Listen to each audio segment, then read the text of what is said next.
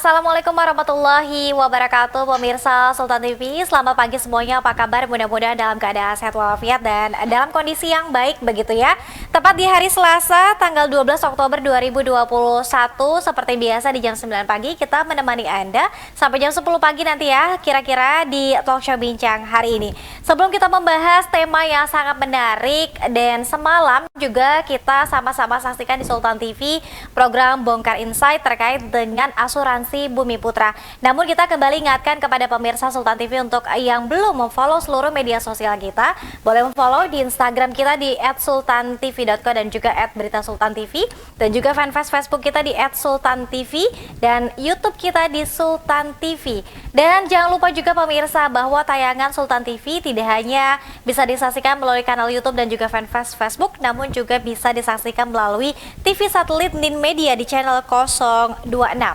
Luar biasa di pagi hari ini, semalam sudah on air kembali ya ini Pak Irfan Raharjo SEMM Anzif selaku pengamat kebijakan asuransi. Assalamualaikum Pak Irfan.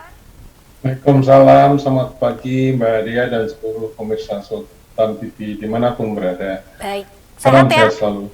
Sehat Pak? Sehat selalu. Sehat selalu. Semalam abis on air, hari ini pagi hari ini on air kembali ya Pak Irfan ya.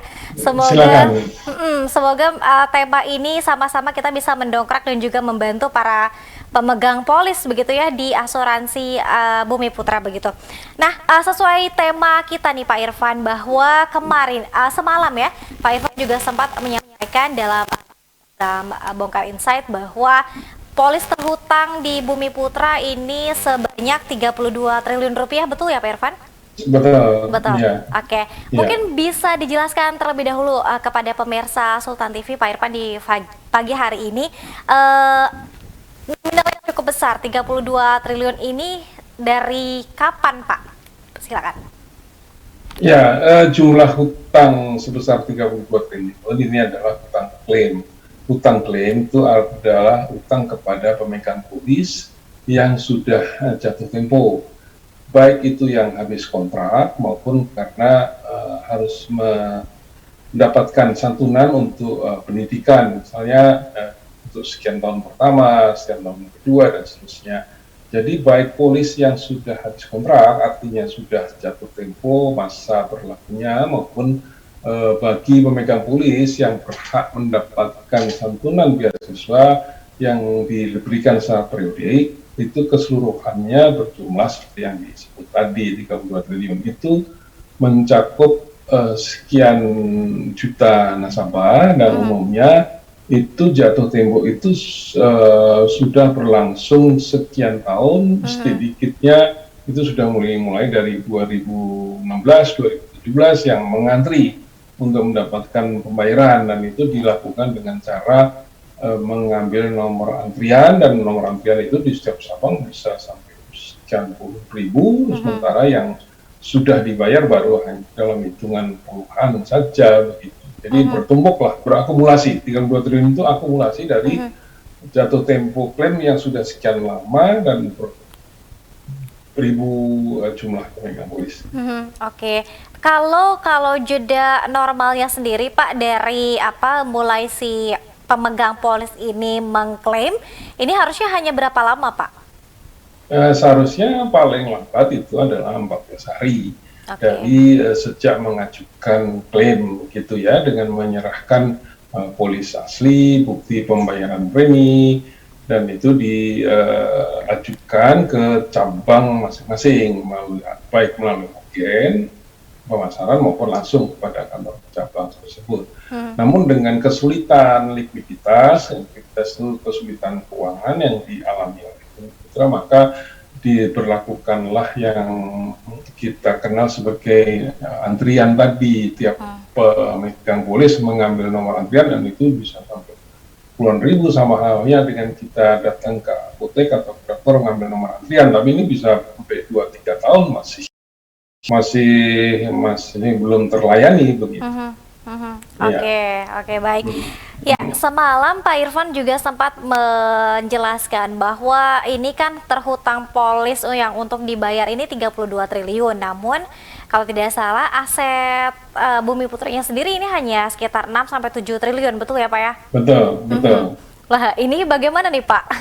Ya, 32 triliun hutang di satu sisi, di sisi aset itu hanya 6 triliun, itu artinya terdapat gap, aset liability gap sebesar 26 triliun. Ya. Aset itu sendiri terdiri dari dua jenis, yaitu aset properti yang berupa tanah, bangunan yang tersebar di seluruh tanah air, dari Sabang sampai Merauke, gedung dan tanah yang dimiliki Bumi Putra, dan aset finansial yang berupa surat-surat berharga, apakah itu saham, depositur, reksadana.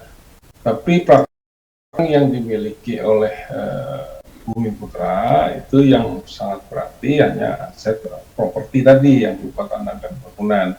Yang paling besar nilainya itu adalah aset tanah yang terdapat di Jakarta dan Depok dan Surabaya. Di Jakarta itu terdapat di Menteng yang merupakan kantor cabang Bumi Putra, kemudian di Jalan Sudirman yang merupakan kantor pusat dan gedungnya yang disebut Wisma Bumi Putra. Kemudian aset lain adalah kantor cabang Jakarta Selatan yang terdapat di Muhammad.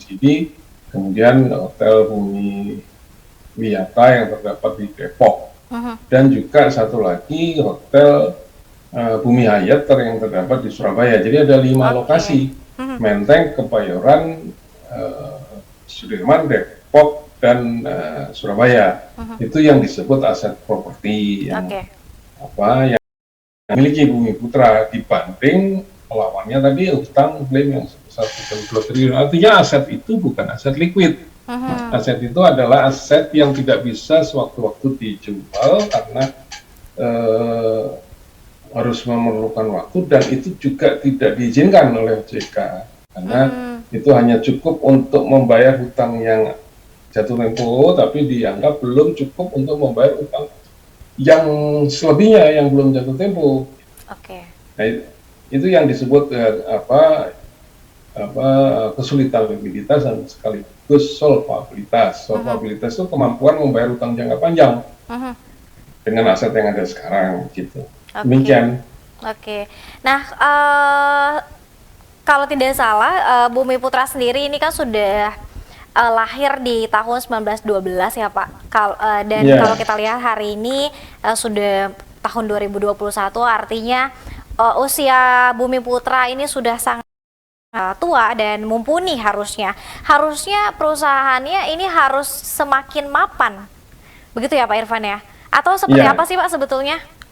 Ya, bentuk usaha seperti Bumi Putra itu di Indonesia hanya ada asuransi jiwa bersama Bumi Putra ini saja satu-satunya. Bentuk usaha itu adalah bentuk usaha mutual. Mutual itu artinya pemegang polis itu sekaligus adalah pemegang saham atau pemilik perusahaan. Praktek mutual ini sebetulnya bukan hanya di Indonesia dan bukan hanya merupakan ciri khas dari Indonesia, tapi itu ada di seluruh dunia. Bahkan praktek asuransi sejak awal dikenal manusia, itu abad ke-14 itu juga bentuknya mutual. Artinya belum ada perusahaan terbatas dengan modal setor, modal dasar. Demikian pun Bumi Putra itu praktek mutual itu praktek yang sangat tua dan berlaku di seluruh dunia bahkan sampai sekarang. Dan terbukti praktek mutual atau bentuk usaha mutual itu tahan menghadapi segala zaman, tahan segala krisis. Karena apa? Karena pemiliknya adalah anggota adalah pemilik. Tapi khusus Bumi Putra tidak setiap pemegang polis itu adalah pemilik, karena di dalam anggaran dasar ditentukan yang menjadi pemilik hanya pemegang polis yang mempunyai hak pembagian bonus. Sedangkan pemegang polis yang sifatnya unit link dan pemegang unit polis yang syariah, unit link dan syariah itu tidak merupakan pemegang saham atau bukan anggota. Jadi yang anggota itu hanya yang polisnya mengandung polis pembagian laba gitu. Demikian, Mbak. Nah, dari nilai terhutang yang begitu besar dan kalau dibandingkan juga dengan aset yang dimiliki Bumi Putra ini kan jauh gapnya begitu Pak Irfan ya. Ya, Nah ya. saat ini apakah masih beroperasi secara normal untuk asuransi bersama Bumi Putra?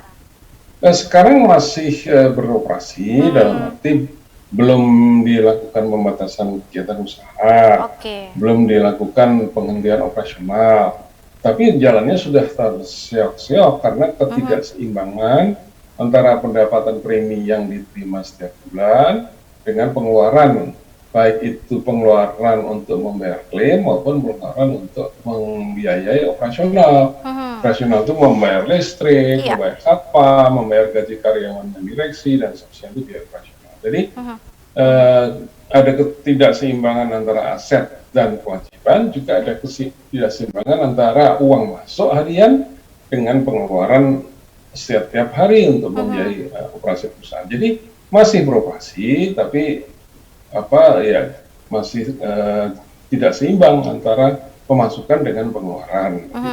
Oke, ada ditutup Pak Irfan?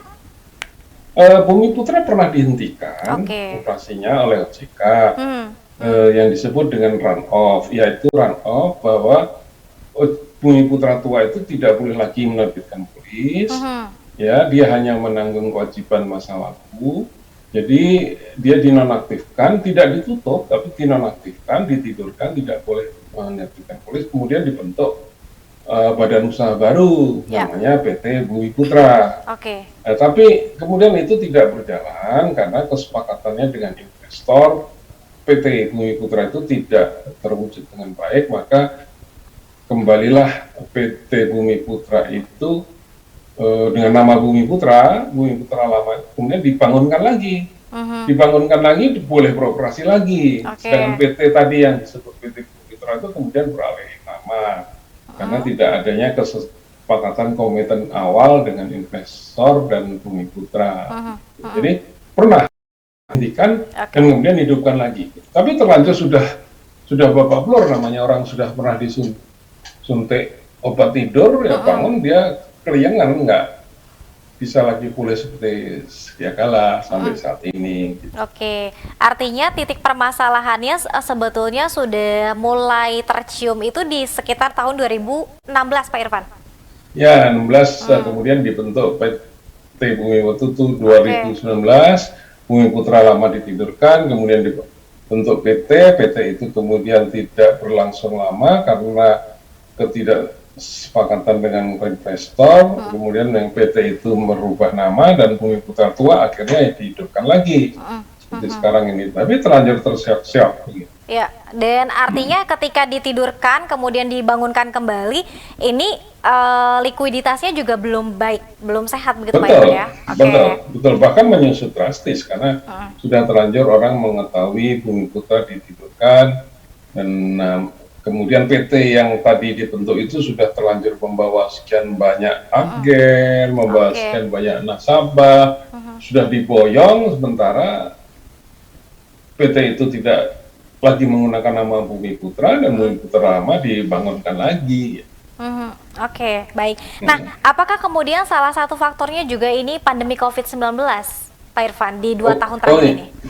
Oh iya, tentu pandemi ini mempengaruhi semua proses bisnis, proses pertemuan agen dengan nasabah itu dibatasi ya, bahkan OJK melakukan penyesuaian syarat tatap muka dengan agen itu dengan boleh melakukannya secara daring ya, melalui online gitu.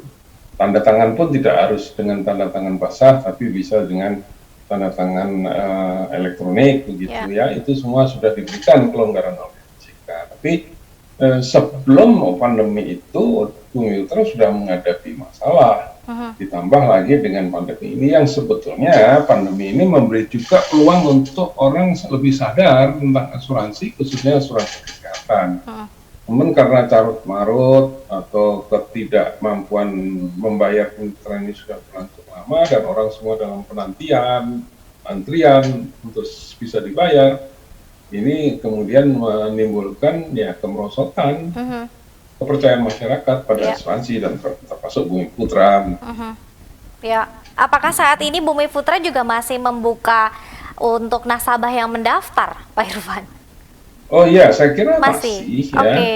Dan seperti yang saya katakan tadi pernah dihentikan, tapi kemudian boleh beroperasi lagi sampai hari ini. Dan justru itu sangat mereka butuhkan ya, Iya.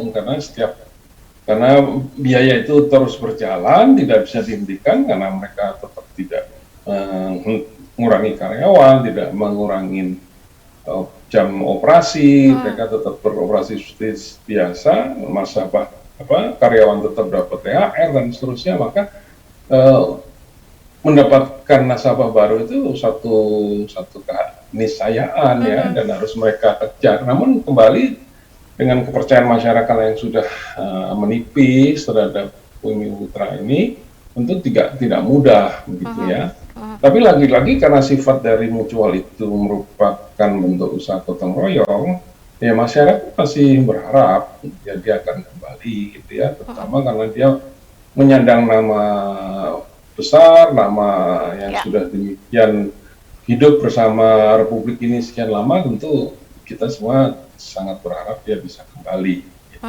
Oke. Nah, Pak Irfan, dari sekian banyak nasabah yang sudah mendaftar ke asuransi bersama Bumi Putra sejak tahun sekian begitu ya, ini kemudian di tahun 2012. Namun tadi Pak Irfan sebutkan aset yang dimiliki Bumi Putra hanya sekitar 6-7 triliun. Tapi kalau misalkan ini baik-baik saja dan sehat-sehat saja, seharusnya berapa sih Pak Irfan aset yang dimiliki Bumi Putra? Ya tentu harus ada keseimbangan ya antara aset dan liability. Pada dasarnya kalau secara akuntansi kan kita mengatakan aset itu sama dengan liability ditambah modal, gitu ya. Tapi karena Bumi Putra itu tidak mempunyai modal karena didirikan secara gotong royong tadi, tidak ada modal dasar, maka tanpa modal berarti asetnya harus sama dengan liabilitas atau kewajiban. Nah, karena kewajibannya 32 triliun ya dengan sendirinya asetnya harus dengan itu juga 32 triliun itu. Nah, tapi bisa dibayangkan kalau keadaan sekarang hanya 6 triliun, artinya kalau dia harus menjual seluruh aset itu hanya 6 triliun dan itu hanya cukup membayar, bukan cukup, hanya bisa mengganti yang sudah jatuh tempo. Sedangkan yang belum jatuh tempo masih panjang lagi, masih banyak gitu kan, karena tadi setiap hari masih menerima anggota baru gitu. Jadi idealnya ya kalau utang sekarang 32T, ya asetnya 32T. Dari mana itu harus diganti ya? Bisa dilakukan dengan misalnya pemerintah menginjeksi begitu ya, atau pemegang polis menambah lagi kan begitu, tapi kan tidak mungkin mengarah pemegang polis untuk menambah modal kalau mau dianggap sebagai milik gitu kan. Alih-alih menambah modal, sedangkan mereka pun sedang dalam penantian panjang untuk bisa mendapatkan santunan dari polis.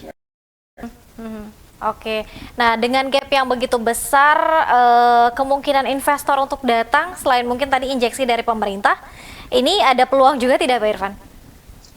Peluang itu tentu ada, artinya meskipun tidak mudah ya, tapi mengingat bentuk usaha mutual itu di dalam anggaran dasar mengatakan kalau di dalam hal mengalami kerugian, yang pertama-tama mereka harus menambalnya dari dana cadangan umum, itu menurut bunyi anggaran dasar pasal 38. Nah, kalau cadangan umum tidak cukup, mereka nambalnya dengan dana jaminan. Dana jaminan itu ada di OJK yang ditahan oleh OJK, memang peraturan mengatakan.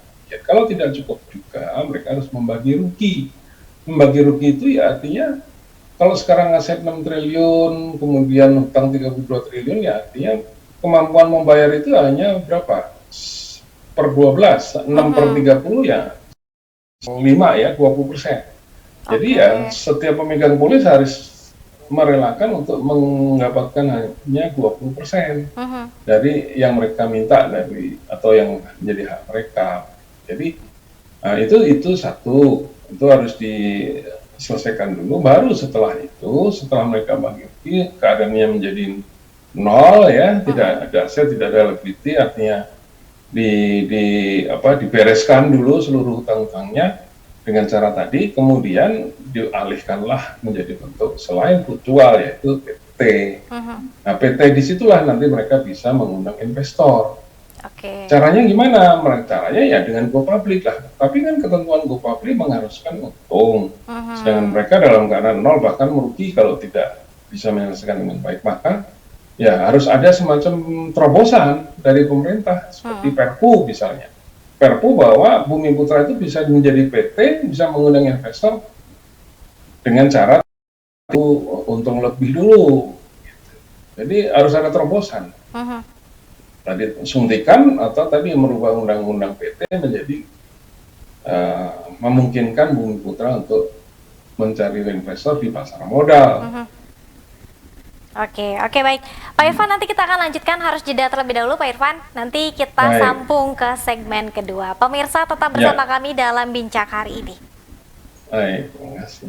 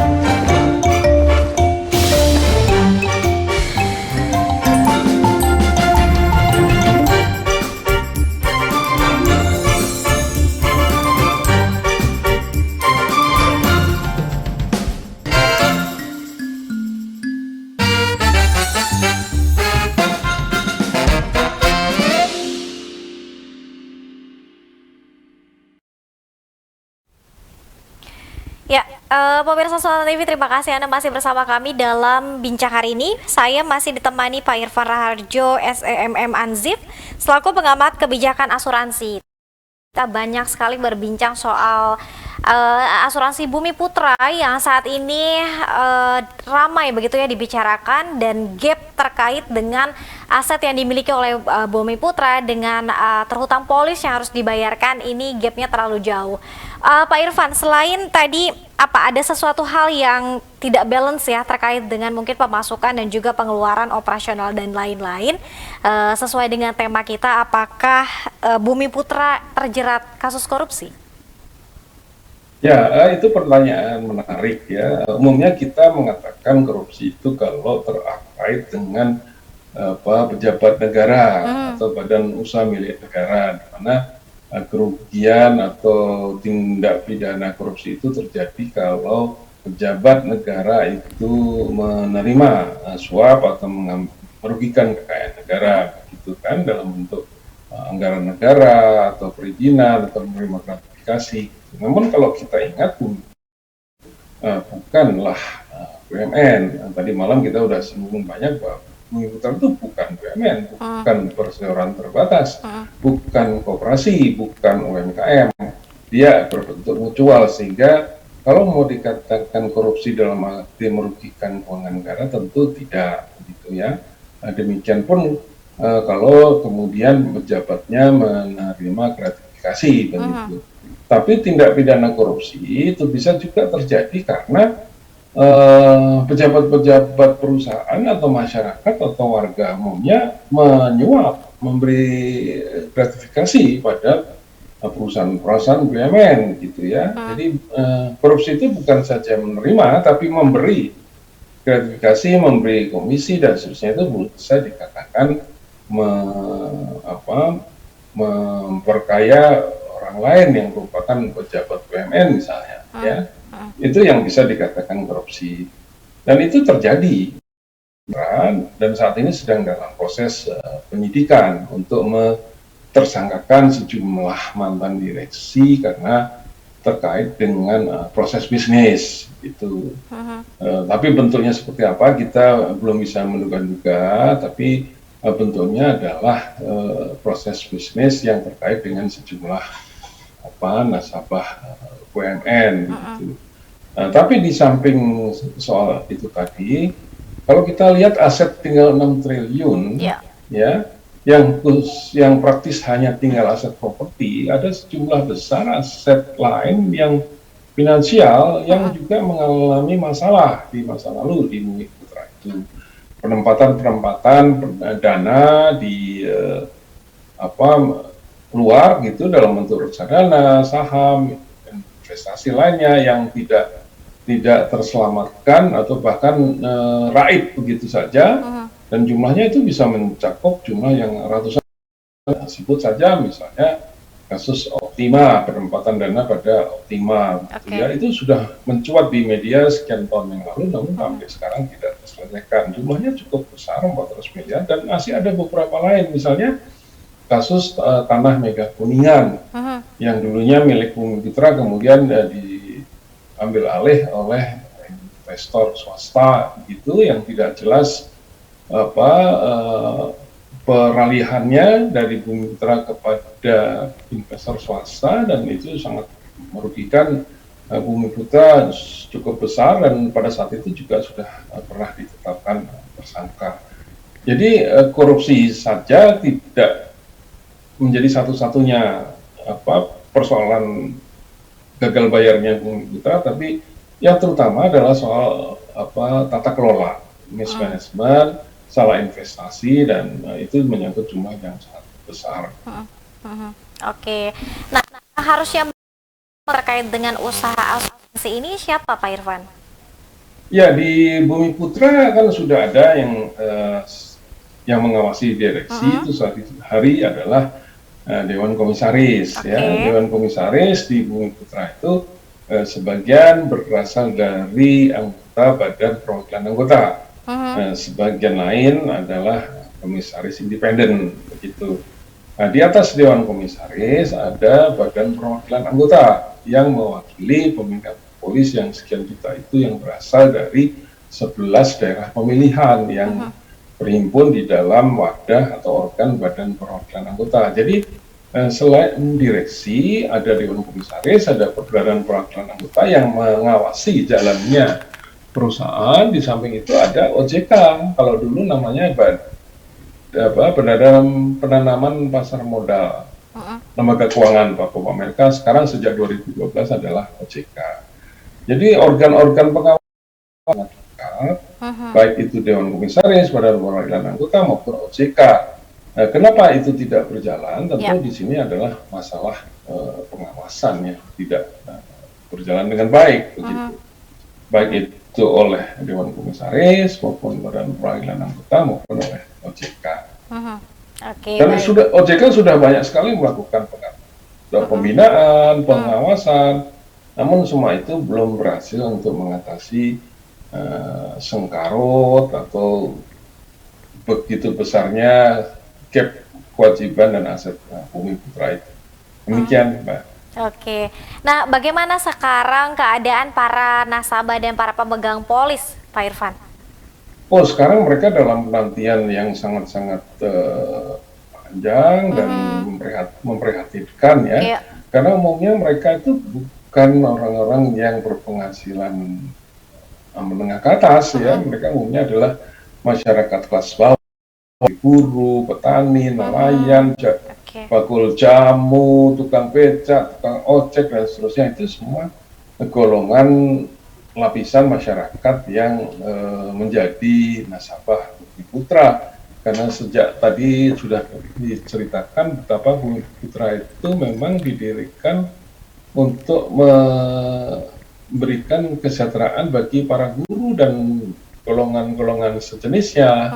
Jadi bukan golongan-golongan menengah atas. Kalau menengah atas itu bukan target Bumi Putra, itu pasarnya asuransi lain, bahkan asuransi asing. Jadi sekarang mereka sungguh sangat menderita, mereka menjerit, menangis, tidak tahu harus berbuat apa karena manajemen tidak bisa melakukan perbaikan. OJK juga menyerahkannya kepada pemegang polis. Jadi sudah terjadi situasi yang tidak pasti dan tidak menentu untuk ke depan ini, gitu. Kemungkinan tidak Pak Irfan, ketika misalnya Bumi Putra mungkin memberanikan diri untuk berhutang misalnya, kemudian juga untuk mengembalikan polis yang tertunggak kepada nasabah? Ya, tadi kan sudah saya jelaskan solusinya. Pertama, kemungkinan mereka dibantu oleh pemerintah dalam baik secara dana segar ya, jumlahnya mungkin sekitar 25 triliun. Kemudian solusi kedua dengan membentuk perpu ya, peraturan undang-undang sehingga bisa mengundang investor. Dan ketiga yang tadi bahwa pemegang polis harus merelakan polisnya tidak terganti penuh.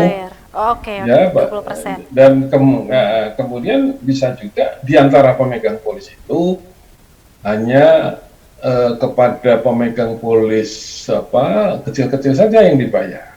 Pemegang polis yang besar, misalnya kumpulan seperti PT ini, PT itu, yang kolektif, peserta yang kolektif itu harus merelakan polisnya tidak dibayar, tapi harus didudukan yang kecil-kecil. Gitu. Jadi ada prioritas lah.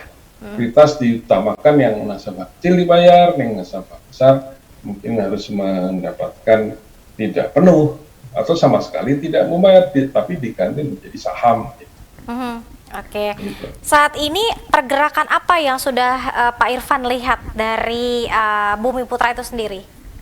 Sekarang sangat lamban ya, sangat lamban. OJK mungkin trauma dengan pernah membentuk PT yang gagal, juga telah membentuk pengelola statuter yang juga gagal, bahkan menyusupkan aset Bumi Putra sedemikian besar dari 8 triliun hanya menjadi 3 triliun saat itu.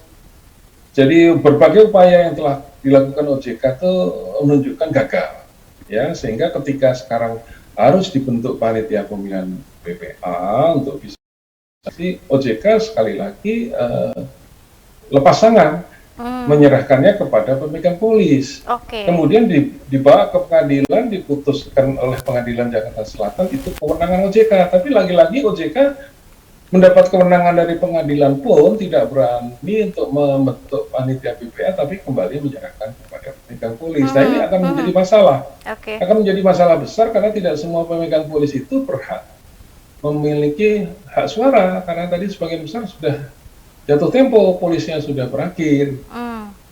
Ini masalah, sungguh sangat menjadi masalah, dan OJK sepertinya lepas tangan dan gagal paham. Selain lepas tangan juga gagal paham dan mencari aman. Oke. Gagal paham dalam artian Pak Irfan? Ya, gagal paham bahwa sebetulnya tidak semua pemegang polis itu punya hak suara. Oh, oke. Ya kan, karena pemegang polis itu sudah menagih polisnya jatuh tempo, yang 32 triliun itu kan sebagian besar polis yang sudah jatuh tempo. Dengan sendirinya bukan lagi pemegang polis, dengan sendirinya juga tidak punya hak suara. Tapi oleh OJK, panitia pemilihan BPA itu diserahkan kepada pemegang polis yang notabene sebagian yang jumlahnya sangat besar sudah bukan lagi pemegang polis. Ditambah tadi yang dikatakan pemegang polis unit link, pemegang polis syariah itu bukan anggota, mereka hanya pemegang polis, maka tidak punya suara. Itu gagal pahamnya di situ, dianggap semua orang memegang saham atau anggota, padahal yang sudah jatuh tempo polisnya, yang pemegang polis unit link, yang pemegang polis syariah, itu ketiga jenis itu bukan anggota yang punya suara. Nah, kemudian dikatakan lagi cari aman, ya mereka khawatir mereka mendapat menuai gugatan. Tapi dengan cara seperti ini pun juga tolong dicatat, nanti akan ada gugatan seperti itu. Bahwa OJK tidak memutuskan untuk memilih ketua BPA, pemilihan BPA, tapi diserahkan pada pemegang polis, itu akan digugat. Saya menduga seperti itu. Gitu.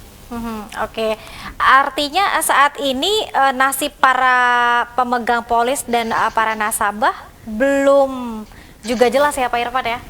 Belum, masih sangat panjang.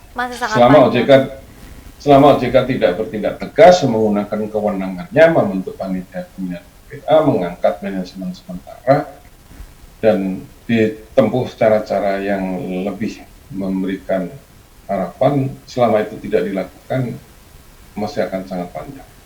Dan OJK bertanggung jawab penuh. OJK seharusnya bertanggung jawab penuh. Ketika misalnya OJK sudah setelah ada gugatan dan juga mungkin desakan dari para pemegang polis dan nasabah, kemudian dibentuk BPH ya Pak Irfan ya? BPA. Ya, BPA. Kemudian nanti akan dibawa ke pengadilan. Setelah itu. Oh iya. Sekarang ini kan sedang ditunggu persetujuan pemegang polis dengan susunan panitia pemilihan BPA yang sudah diumumkan di koran hari Sabtu. Hari ini ditunggulah reaksi dari pemegang polis tentang susunan panitia itu. Kemudian panitia itu kalau sudah disetujui, langkah berikutnya panitia itu akan mengundang seluruh pemegang polis untuk menggunakan hak suara, seperti halnya nyoblos pemilu itu. Nah, tapi kriteria siapa yang punya hak suara ini menjadi masalah besar, karena sebagian besar dari mereka sudah tidak memiliki polis karena polisnya sudah jatuh tempo. Ditambah yang punya polis syariah, ditambah pemilih polis unit link itu tidak punya suara menurut anggaran dasar, dalam arti mereka bukan memegang polis saham atau bukan anggota Bumi Putra. Nah, di saat itulah timbul masalah nanti. Nah, ketidakpastian inilah yang bisa berpotensi menimbulkan gugatan. Karena OJK tidak mau menggunakan wewenangnya. Baik, sejauh pengamatan Pak Irfan yang menjadi permasalahan selain mungkin ya sejauh pengamatan Pak Irfan selama ini, selain Bumi Putra, apakah di tanah air juga ini mengalami sengkarut yang sama di bidang asuransi? Oh iya, itu terjadi di banyak perusahaan. Kita sebut saja yang sudah mencuat, yang sudah menjadi isu nasional saat ini adalah Jiwasraya, kemudian Asabri, kemudian yang belakangan lagi ada sejumlah pemegang polis unit link yang merasa dirugikan karena agen tidak menjelaskan tentang apa unit link itu dari sejak awal. Hmm. Mereka yang kita sebut dengan mis-selling, agen mengelabui nasabah hanya dengan skenario-skenario optimistis, Ya. investasi akan menjadi sekian-sekian, namun tidak pernah digambarkan risiko sebaliknya, kemungkinan itu juga bisa rugi. Jadi selalu digambarkan asuransi itu tabungan, padahal asuransi sama sekali bukan tabungan. Asuransi itu adalah proteksi kalau kita mengalami kecelakaan, kematian, gangguan kesehatan. Sedangkan investasi itu sesuatu yang bisa kita harapkan menjadi lebih baik, menambah harta kita. Tapi asuransi itu proteksi. Cuman selalu digambarkan bahwa itu tabungan. Tabungan itu seolah-olah tidak ada risiko naik turun, ya, sehingga masyarakat terkecoh menganggap bahwa unit link itu adalah asuransi sepenuhnya. Padahal itu mengandung unsur spekulasi, mengandung unsur investasi. Oke, ini kesalahan agen dari awal ya kali ya. Iya, Oke. iya. Begitu? Karena mungkin yang penting mendapatkan nasabah begitu ya paling ya Pak ya. Iya, Irfan ya. iya. Oke. Nah, dari sekian banyak tadi Asabri, kemudian juga Jiwasraya, kemudian Bumi Putra, apakah kemudian tingkat kepercayaan masyarakat terhadap asuransi ini menurun Pak Irfan? Oh, sangat menurun. Oke. Sangat menurun. Nah, meskipun ada tren angka-angka laporan mengatakan penjualan meningkat. Tapi meningkat itu ada di lapis mana? Ya. Meningkat itu ada di lapisan masyarakat yang mempunyai pendapatan menengah ke atas, bahkan pendapatan tinggi, karena umumnya mereka saat ini tidak bisa membelanjakan apa-apa dengan pandemi ini. Uang mereka numpuk di bank, kan, simpanan mereka numpuk, kemudian dialihkan kepada produk asuransi, tadi unit link gitu ya, karena mereka umumnya sudah lebih mengenal produk keuangan. Tapi bagi masyarakat lapisan bawah yang butuh segera untuk menghidupi kebutuhan mereka sehari-hari, mereka sangat terdesak, dan asuransi ini menjadi tumpuan mereka. Namun dengan keadaan seperti sekarang, mereka akan kehilangan kepercayaan. Jadi di bawah mereka ingin membeli tapi tidak mampu dan tidak lagi percaya, di atas mampu dan masih percaya karena mereka mempunyai kemampuan untuk berinvestasi. Oke, baik. Pak Irfan, kita ada satu segmen lagi. Nanti kita akan coba melihat pertanyaan-pertanyaan yang sudah dilayangkan oleh pemirsa Sultan TV. Kita akan lanjut ya Pak Irfan ya. Tetap bersama kami pemirsa dalam Bincang hari ini. Ya.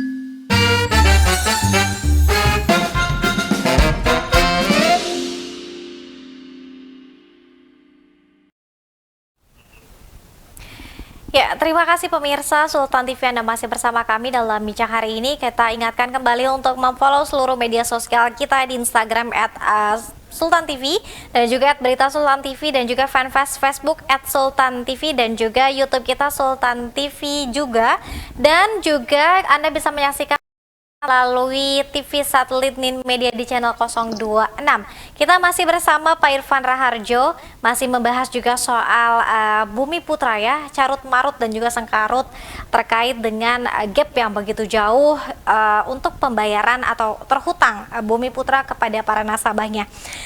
Ini sudah ada beberapa pertanyaan nih Pak Irfan yang sudah mampir begitu ya di kanal YouTube Sultan TV untuk dicoba dijawab kepada Pak Irfan. Seperti yang tadi sudah dijelaskan oleh Pak Irfan, bahwa asuransi bukanlah tabungan. Artinya apakah sejak awal ini nasabah ada peluang untuk merugi, Pak? Ya, tentu seperti yang dikatakan tadi bahwa asuransi itu pada dasarnya pengalihan resiko, ya, pengalihan resiko dari tertanggung atau pemegang polis kepada perusahaan asuransi untuk menjamin apabila terjadi resiko. Resiko itu di sini adalah itu yang tidak diduga-duga, ya, misalnya kecelakaan, kematian, gangguan kesehatan. Kemudian yang seringkali dijelaskan kepada nasabah bahwa asuransi itu semata-mata tabungan. Kalau itu dikatakan tabungan, maka tabungan itu apabila nasabah meninggal di tengah jalan, dia tidak mendapatkan apa-apa, ya.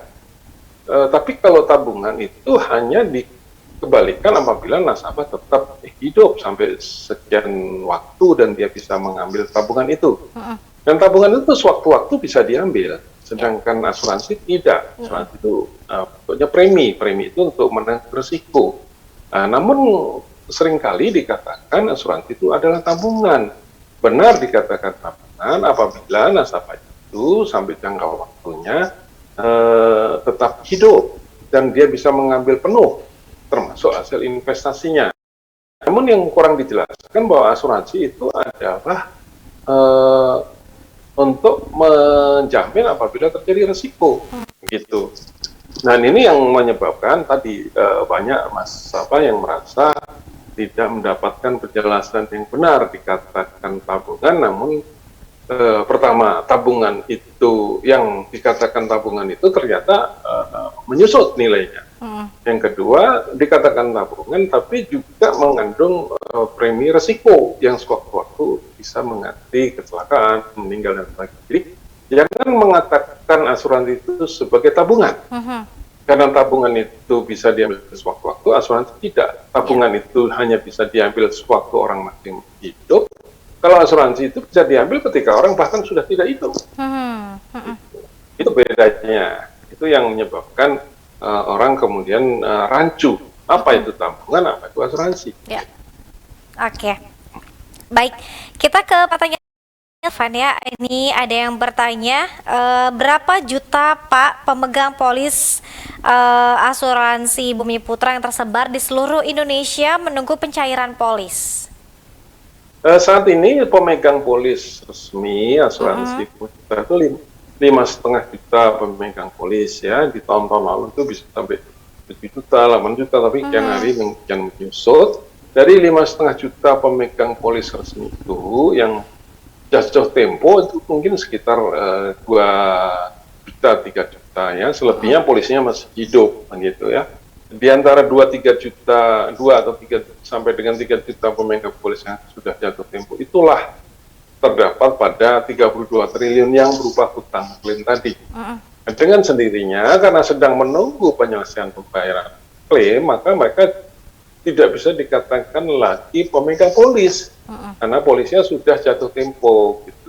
Karena sudah jatuh tempo dan bukan pemegang polis, dengan tidak punya hak suara dalam pemilihan tadi anggota BPA sebagai wakil pemegang polis gitu ya. Itu gambarannya seperti itu. Ya. Jumlahnya 2-3 juta. Oke. Baik, kita ke pertanyaan selanjutnya Pak Irfan. Para pemegang polis yang belum jatuh tempo, apakah kalau kita lihat dari kasus yang sekarang akan sama nasibnya dengan pemegang polis yang sudah jatuh tempo? Saya kira akan sama nasibnya. Baik yang sudah jatuh tempo belum terbayar, yang akan jatuh tempo pun nasibnya akan sama selama Bumi Putra termasuk regulator, pengawas OJK dalam hal ini tidak mengambil langkah-langkah perbaikan apapun. Begitu ya. Nah, paling mungkin adalah perbaikan dalam bentuk perbaikan atau perubahan bentuk usaha. Karena kalau dengan bentuk usaha itu bisa mengundang investor. Bentuk usahanya menjadi apa? Menjadi PT. Maka lupakanlah bentuk mutual yang sudah sekian ratus tahun. Karena pemegang polis tidak bisa diharapkan untuk menjadi investor. Maka harus mengundang investor dari luar. Mengundang investor dari luar itu harus berubah bentuk menjadi perseroan terbatas. Nah, caranya adalah tadi yang saya katakan harus dengan cara perpu. Gitu. Karena kalau undang-undang biasa saja, undang-undang PT mengharuskan ada setoran modal dan harus dalam keadaan positif gitu ya. Ya, oke. Kita ke pertanyaan selanjutnya Pak Irfan, bagaimana dengan apakah nantinya akan ada peranan dari Menteri Keuangan dan Gubernur Bank Indonesia? Karena yang harus ikut bertanggung jawab bila kinerja OJK masih terus lamban dan tidak menyelesaikan kasus Bumi Putra, Pak. Itu berbeda ya, bahwa Gubernur BI dan tidak bisa dimintain bertanggung jawab tentang kinerja OJK, karena OJK itu bertanggung jawab kepada DPR ya dan kepada Presiden. Pengawas OJK saat ini adalah DPR RI ya, bukan BI, bukan Menteri Keuangan. Tapi baik Menteri Keuangan, Gubernur BI dan OJK dan satu lagi lembaga penjamin simpanan itu disebut koordinator kesehatan sistem keuangan atau KKSK gitu ya. Jadi mereka berhimpun dalam yang disebut KKSK yang diatur di dalam Undang-Undang Jaring Pengaman Sistem Keuangan gitu ya. Jadi KKSK itu terdiri dari 4, BI, Menteri Keuangan, LPS dan OJK. Itu mereka berkoordinasi satu sama lain untuk mengawasi kondisi keuangan di negeri ini. Tapi OJK tidak bisa dimintain tanggung jawab oleh BI. Menteri Keuangan yang bisa mengawasi DPR dan menjadi tugas pengawasan OJK adalah DPR. Oke, baik. Oke, kita ke pertanyaan terakhir Pak Irfan. Apakah sebelumnya OJK sudah memberikan peringatan kepada Bumi Putra terkait hal ini? Oh sudah sangat banyak, tapi Oke. yang belum dilakukan, termasuk menghentikan kegiatan operasional Bumi Putra sudah pernah dilakukan oleh OJK. Namun perkembangan yang terakhir ini yang tidak dilakukan OJK adalah membentuk panitia pemilihan BPA yang sudah diamanatkan oleh putusan Pengadilan Negeri 1 September 2021 yang lalu. Mereka bahkan melemparkannya kepada pemegang polis, dan itu akan menjadi masalah yang sangat-sangat krusial, bahkan chaos gitu. Ini yang kita khawatir. Oke, terima kasih banyak Pak Irfan gabung bersama Sultan TV, dan semoga perbincangan kita hari ini memberikan manfaat dan juga bisa sedikit membantu barangkali ya untuk para nasabah ya Pak Irfan. Oke. Baik. Ada yang mengadu Sampai dan curhat jumpa juga Pak Irfan kepada Pak Irfan, para nasabah Bumi Putra? Oh, sudah sangat banyak. Sudah sangat banyak. Ya. Oke.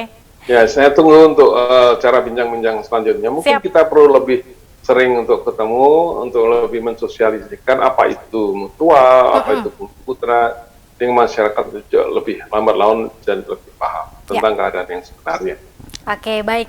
Sekali lagi terima kasih Pak Irfan Raharjo SMM Anzif yang sudah membersamai Sultan TV. Terakhir apa Pak yang ini sampaikan sebagai closing statement? Silakan.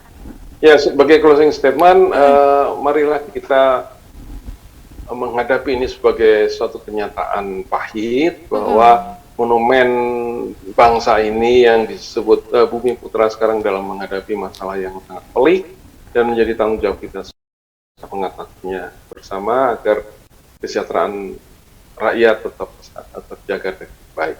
Demikian. Oke, sekali lagi terima kasih Pak Irfan, sehat selalu, selamat beraktivitas kembali. Sama-sama. Baik, nanti kita akan sambung kembali ya dalam program dan juga bincang-bincang lainnya ya Pak Irfan.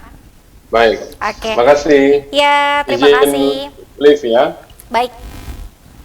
Terima kasih. Ya. Ya, pemirsa Sultan TV, terima kasih atas kebersamaan Anda pemirsa, dan jangan lupa untuk besok kita akan kembali lagi ya di jam yang sama dan program yang sama jam 9 sampai jam 10 pagi dalam talk show Bincang hari ini. Dan jangan lupa untuk terus memfollow dan juga mengupdate informasi Anda seputar nasional dan juga di Provinsi Banten dalam Berita Sultan dan juga di media sosial sultantv.co.